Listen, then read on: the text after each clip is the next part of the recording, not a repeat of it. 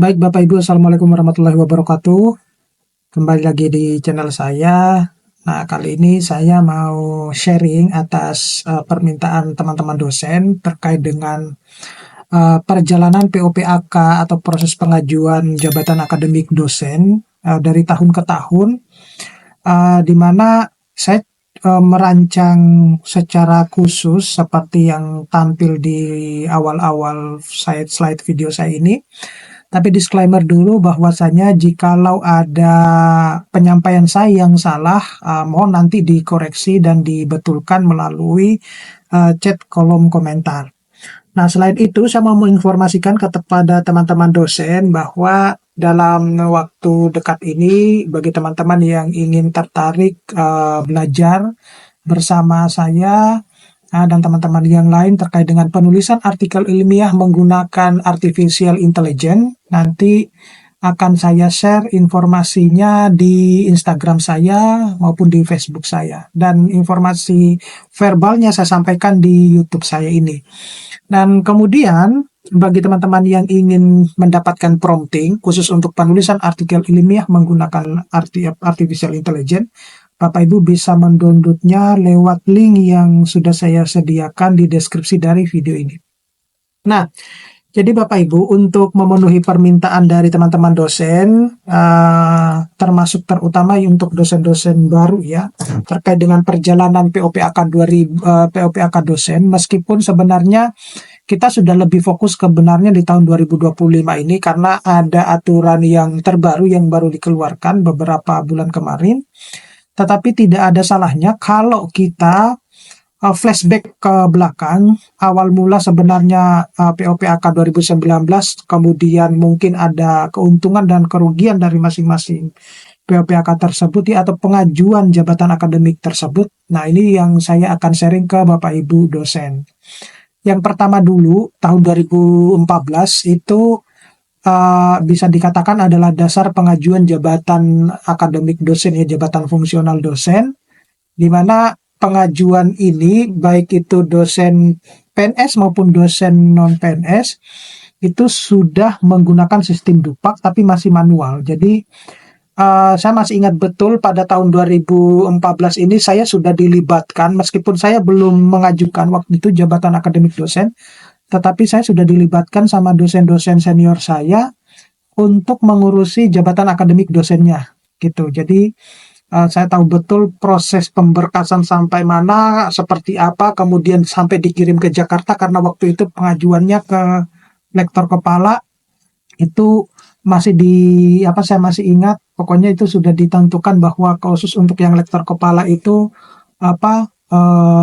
kayak seperti ini ya, seperti mapnya, tapi map yang bisa kita pasang itu warna kuning seperti itu, dan itu di bendel per tridharma gitu. Jadi ini yang khusus untuk yang pendidikan, ini yang khusus untuk penelitian, ini yang pengabdian, kemudian untuk yang penunjang semacam itu. Jadi kalau lama tidak pernah mengajukan itu banyak sekali gitu. Nah, ini pada waktu itu ya karena memang masih sistem manual, jadi harus dikawal hingga Jakarta ya waktu itu.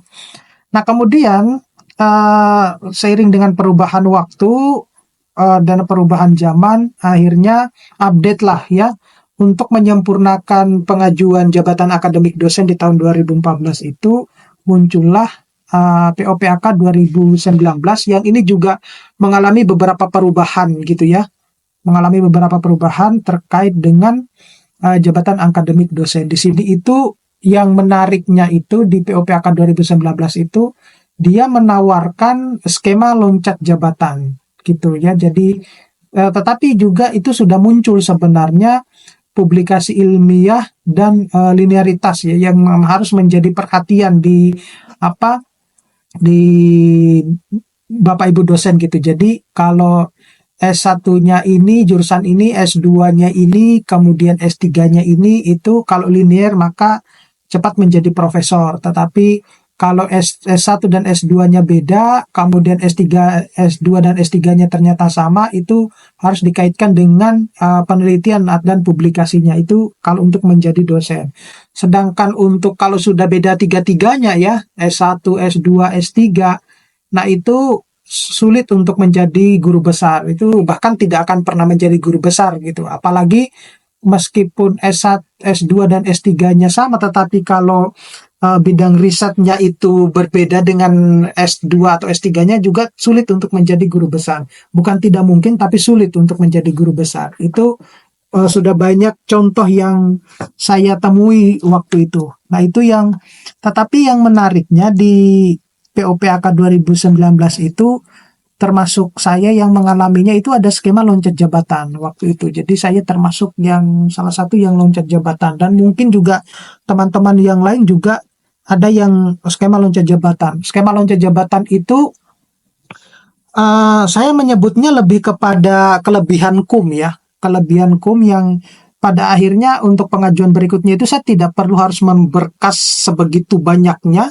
Ya cukup hanya cuma penyetaraan aja gitu. Nah, itu enaknya seperti itu.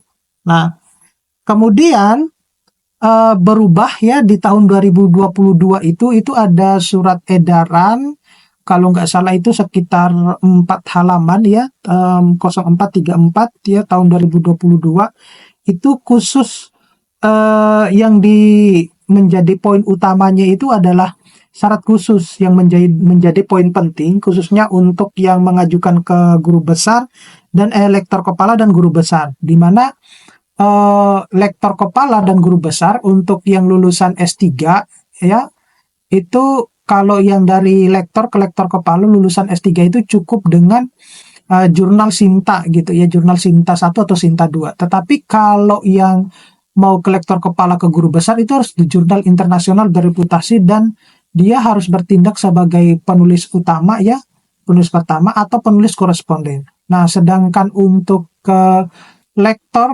kepala dengan kualifikasi pendidikan magister itu harus jurnal internasional. Nah, itu yang ada di tahun 2022. Dan kemudian di tahun 2023 itu muncul peraturan yang dikeluarkan oleh BKN ya, Permenpan RB nomor 1 tahun 2023, yang ini menjadi masa transisi ya. Transisi Dupak ke SKP, terutama untuk yang dosen PNS gitu. Jadi yang dosen PNS itu isunya waktu itu adalah mereka membutuhkan waktu yang cukup lama ya, berhari-hari untuk menyusun dupak. Ceritanya semacam itu ya, karena memang banyak ya, artinya banyak itu mungkin ada ajuan-ajuannya yang belum sempat diajukan sebelumnya atau baru pertama kali juga mengajukan. Jadi kalau yang dulu itu, kalau yang saya masih ingat itu, meskipun ya ditulis bahwa per 2 tahun itu kita bisa mengajukan kenaikan jabatan akademik, tapi kebanyakan dosen itu tidak memperhatikan hal tersebut gitu. Jadi ya karena memang sistemnya masih manual gitu ya. Kemudian terutama yang tahun 2014 dan 2019, sehingga mungkin karena manual dan juga banyak berkas yang harus diketik dan lain sebagainya, itu pada akhirnya dosen-dosen itu enggan untuk mengurusi jabatan akademik dosennya. Nah, tatkala terjadi perubahan aturan masa transisi itu yang membuat kebanyakan dosen itu kalang kabut ya, kalang kabut karena mereka harus mengupdate ya jabatan akademik dosennya yang belum sempat diajukan, karena permintaan ya mau nggak mau harus dipenuhi. Oleh karena itu disinilah yang membuat banyak dosen pada akhirnya merasa bahwa kok untuk menjadi ke guru besar kok lama gitu ya, gitu. Keburu pensiun ini nggak jadi guru-guru besar ini gitu. Ya sebenarnya saya tidak mau menyalahkan aturan, tetapi kalau kita melihatnya memang cukup lama gitu kalau melihat aturan tersebut. Pada waktu itu juga bocor informasi yang saya dapatkan bahwa sebenarnya eh, Permenpan RB nomor 1 tahun 2023 itu lebih kepada dikhususkan ya untuk PNS-PNS yang di pemerintahan yang bukan dosen, semacam itu. Tetapi mungkin karena sudah terlanjur mungkin diinformasikan waktu itu, ya sudah berjalan gitu ya, berjalan. Jadi ini juga berlaku untuk dosen yang PNS. Nah, semacam itu. Kemudian di tahun 2024 itu muncul lagi nih, artinya yang Permen Pan RB nomor 1 tahun 2023 itu masih tetap ada. Kemudian di tahun 2024 itu muncul yang namanya Kepmendikbud nomor 209, kemudian diganti yang 38384 itu ya. Di mana linearitas ini menjadi penting ya, pokok penting yang dibahas di dalam tahun 2024 itu. Yang saya ingat itu kalau tidak salah ini yang berkaitan dengan cabang ilmu, ranting ilmu gitu. Itu yang ini, yang pada akhirnya muncul juga informasi bahwa untuk menjadi guru besar di salah satu jurusan itu ini, kalau ada yang mau naik ke guru besar juga di jurusan yang ada, tetapi di jurusan tersebut itu sudah ada guru besarnya, maka harus dilihat cabang ilmu, ranting ilmunya seperti apa. Nah, itu yang menjadi sedikit agak terhambat ya. Tetapi sebenarnya kalau kita mengambil sisi positifnya Bapak Ibu, di jurusan itu kan sebenarnya memang banyak konsentrasinya ya. Kita tinggal mau memilihnya ke konsentrasi yang mana. Nah, ketika kita sudah memilih ke konsentrasi yang mana, konsentrasi A, maka riset kita harus terkait dengan A itu tadi gitu Bapak Ibu. Jadi penting bahwa pada poin tahun 2024 itu kita harus membicarakannya sesama jurusan dan juga terutama sesama ini organisasi jurusannya gitu ya se-Indonesia. Nah, tapi yang lebih penting itu yang sesama jurusannya. Jangan nanti ada bentrok ya, ada lebih dari satu guru besar di konsentrasi yang sama. Nah, itu yang ini menjadi ini.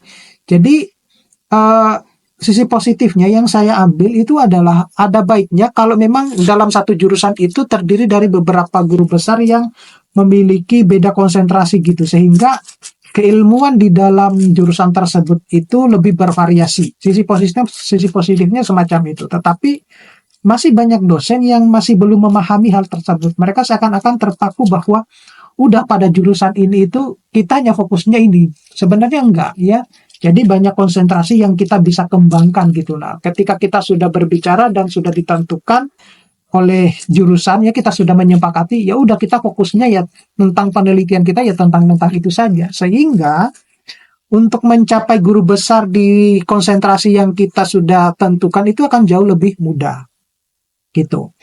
Nah, menariknya di tahun 2005 ini itu muncul aturan yang di Saintek nomor 63 tahun 2025 ini ya, di mana di sini ada skema pengajuan yang berbeda ya, di mana dosen PNS itu menggunakan sistem SKP dan non PNS itu menggunakan sistem DUPAK. Nah, beberapa ada video saya itu yang saya kritisi terkait hal tersebut itu salah satunya adalah karena memang saya mendapatkan banyak masukan dari teman-teman dosen ya, terutama yang PNS itu mereka merasa seakan tidak dihargai kreativitasnya karena dibatasi ya gitu ya. Pokoknya maksimal kalau yang penilaian sangat baik itu ya kumnya 150 gitu. Jadi sebenarnya saya sudah bercerita ya kepada teman-teman dosen yang chat langsung ke saya itu bahwa di kampus saya itu sebenarnya sejak lama itu sudah kita menerapkan yang sistem SKP. Jadi di kampus saya itu baik dosen PNS maupun non PNS itu sama-sama harus menyusun SKP gitu. Sehingga saya tahu betul bahwa untuk mencapai nilai baik ataupun baik sekali itu hanya cuma butuh berapa paper. Itu saya tahu. Jadi kalaupun kita produktif itu tidak akan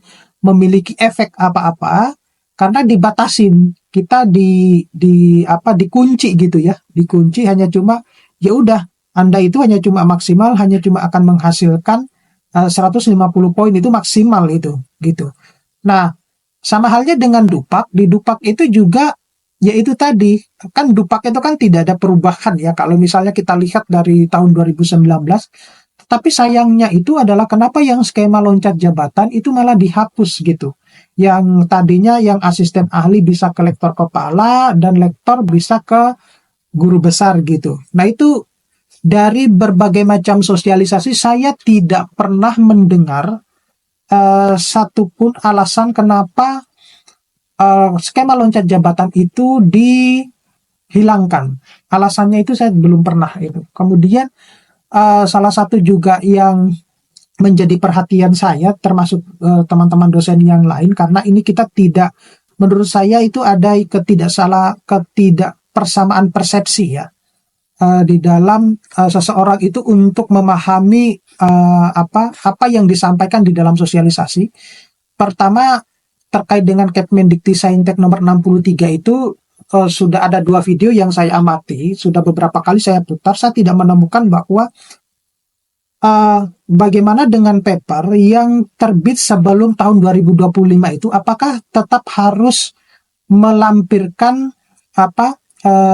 dokumen tambahan itu ya, dokumen tambahan seperti misalnya email kita mensubmit, kemudian email kita mendapatkan review mayor atau minor revision ya, kemudian respon terhadap review.